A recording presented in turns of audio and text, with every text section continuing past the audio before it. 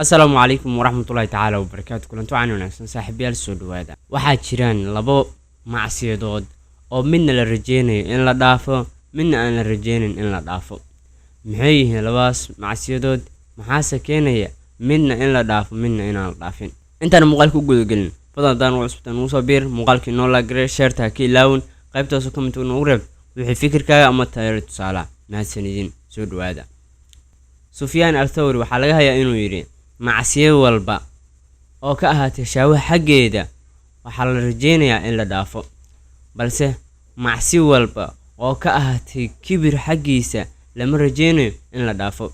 Haddaba midda koowaad oo ah macsiyo walba oo ka ahaatay shaawo xaggeeda waxa la rajeenayaa in la dhaafo. Nabi Aadam calayhi salaam ismiraxiisi waxay ahayd shaawo xaggeeda mid ka timid. Midda labaad oo ah macsiyada ka ahaatay kibir xaggiisa oo qof markuu sameeyo wax macsiyo ku dhaanta kibir iyo silweeni macsiyaas lama rajeenayo in la dhaafo. Maxaa yeelay Ibliis macsidiisa waxa ay ka timid kibirkii uu la yimid ayaana Allah subhanahu wa ta'ala naxariistiisa loogu fogeeyay.